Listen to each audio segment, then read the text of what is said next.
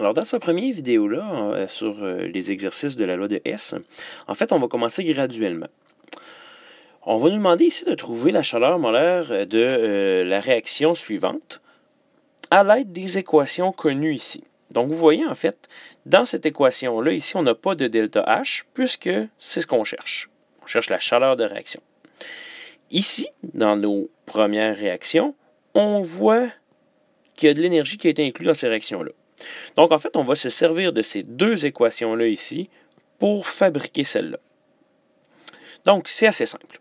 Quand on a à utiliser la loi de Hess, je vous dirais qu'on doit toujours ignorer les éléments simples. Les éléments simples, en fait, là, c'est les éléments tout court. Donc, ici, on a du carbone, ici, on a de l'oxygène.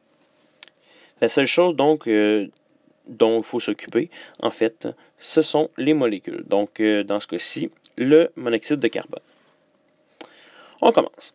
Donc, on va aller choisir parmi nos équations, en fait, l'équation 1 et l'équation 2, on va aller choisir celle qui contient le monoxyde de carbone. Donc, on voit que la seule qu'on nous a suggérée, c'est celle-ci. Bon, voyez-vous, en fait, là, je commence avec un exemple simple, là, où on a seulement deux choix d'équations. Éventuellement, on va vous proposer 3, 4, 5 choix. Même là, ici, on va se servir de nos deux équations, mais éventuellement, ce qui va arriver, c'est qu'on va vous proposer plusieurs équations, puis ben, on n'aura pas besoin de certaines de celles-ci. Donc, ce que je fais, je dois retrouver cette équation-là. Donc, j'ai choisi l'équation 2 puisqu'elle contient du monoxyde de carbone. Donc, je vais réécrire mon équation 2 ici, CO2 gazeux plus 283 kJ. Ça va être important de suivre parce que ça écrit pas très bien mon affaire. CO gazeux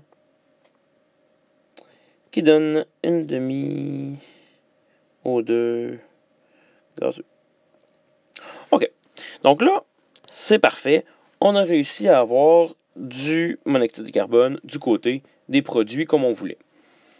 Problème ici, on vient de créer du CO2, on n'en a pas de besoin. Aussi, on vient de créer de l'oxygène du côté des produits, on n'en a pas de besoin, il n'y en a pas ici. Bon, c'est pas vraiment grave. En fait, pour éliminer mon CO2, un peu comme en mathématiques, je vais m'arranger pour avoir du CO2, mais de l'autre côté de l'équation. Je vais m'arranger pour avoir du CO2 du côté des produits. Ça donne bien, l'équation 1 ici contient du CO2 du côté des produits. Donc je réécris mon équation 2, tout simplement. Carbone solide plus O2 gazeux, qui donne du CO2 gazeux plus 393,5 kJ. Donc, à partir de ce moment-ci, donc là, ici, on est capable d'appliquer la loi de Hess. Donc, en fait, c'est un peu de faire comme on faisait là, en mathématiques. J'élimine tout ce qui est pareil de chaque côté. Donc, tu vois ici, j'ai du CO2 gazeux, j'ai du CO2 gazeux, je l'élimine. Ensuite de ça, on a-tu d'autres choses de semblables? Oui. J'ai de l'oxygène ici, j'en ai là. Bon, là, tu vois, j'en ai pas dans les mêmes quantités. J'en ai plus du côté des réactifs ici. Donc, je suis capable d'éliminer une demi O2 du côté des produits. J'avais un O2, en ayant éliminé une demi, il m'en reste une demi. Est-ce que j'ai d'autres choses de semblables? Ben, en fait, j'aurai de l'énergie ici. J'ai 283 ici, 393,5 ici. Un peu comme en mathématiques, en fait, on va faire moins 283 ici, puisque c'est le côté où il y en a le moins. Moins 283, ça va donc s'éliminer. Je fais moins 283 ici. Ça, c'est des kilojoules. Donc, tout ce qu'il me reste à faire, c'est d'écrire mon équation. Donc, du côté des réactifs, il me reste simplement du carbone solide plus une demi O2 gazeux qui me donne du monoxyde de carbone gazeux qu'on a retrouvé ici.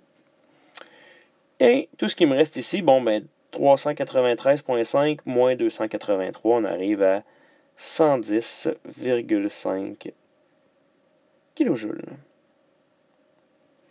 Donc, ce qu'on sait maintenant, c'est que la réaction qu'on avait ici est une réaction exothermique.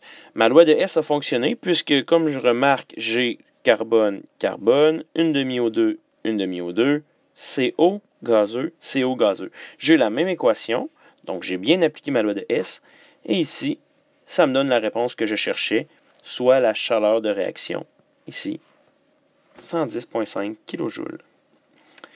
Aux prochaines vidéos, en fait, on va aller rendre les choses un petit peu plus compliquées. Ici, c'était simple. J'avais à utiliser les équations qu'on m'avait données. Parfois, avoir des équations, comme je vous disais tantôt, de trop. Puis même, en fait, il va falloir quelquefois modifier nos équations qu'on va avoir ici. Alors, je vous suggère d'aller voir le vidéo 2 tout de suite.